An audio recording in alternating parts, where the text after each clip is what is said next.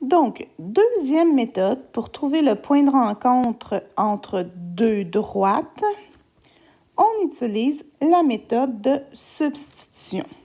Le mot « substituer » veut dire « remplacer ». Donc, on va venir remplacer une variable par quelque chose qu'on connaît.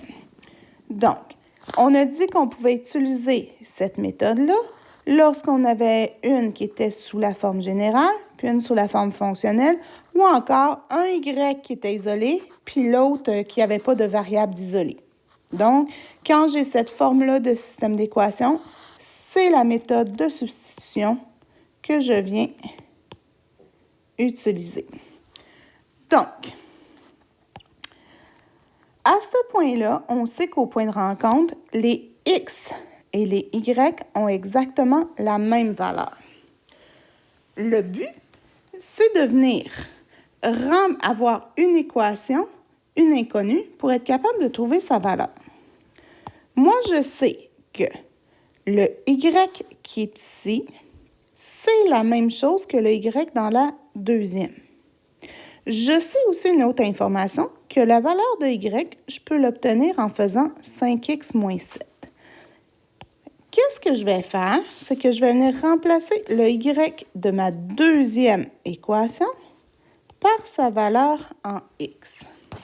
Donc, on a dit première étape, remplace la variable isolée dans la deuxième équation par la première équation et on résout. Donc, qu'est-ce que ça veut dire ces longs mots-là? Bien, je vais prendre ma deuxième équation, celle qui n'est pas isolée. Donc, 10x plus 6y. Mais au lieu de marquer mon y, je vais venir mettre son équivalence en x, c'est-à-dire le 5x moins 7. Donc, mon y, je viens le remplacer par 5x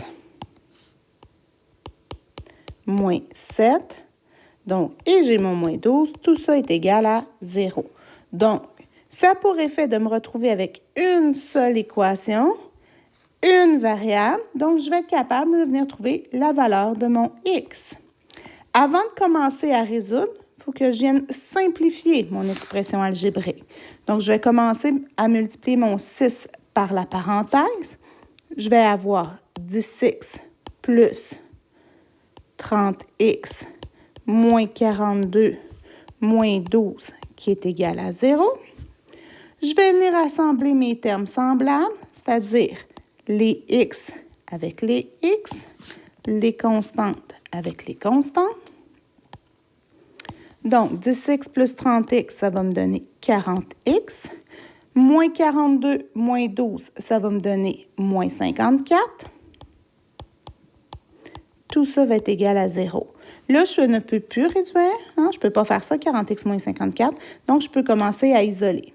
Donc, à gauche, je vais garder mes variables. À droite, mes constantes. Donc, je vais vouloir me débarrasser du moins 54 en faisant plus 54. On le fait d'un bord, on le fait de l'autre.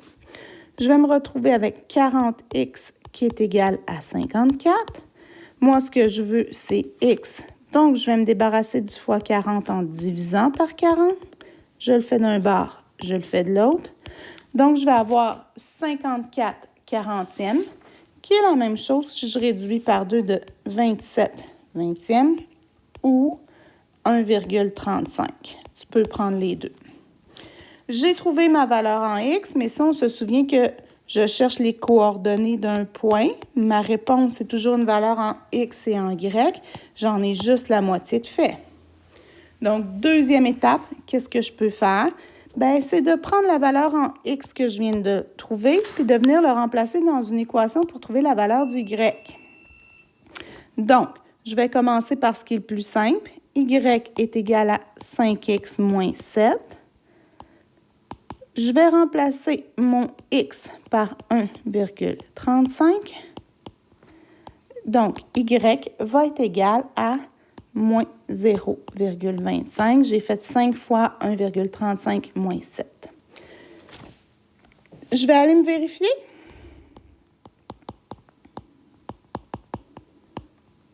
Je vais aller voir si c'est vrai. Est-ce que c'est vrai que 10 fois x, donc 10 fois 1,35 plus 6 fois moins 0,25 moins 12, c'est égal à 0.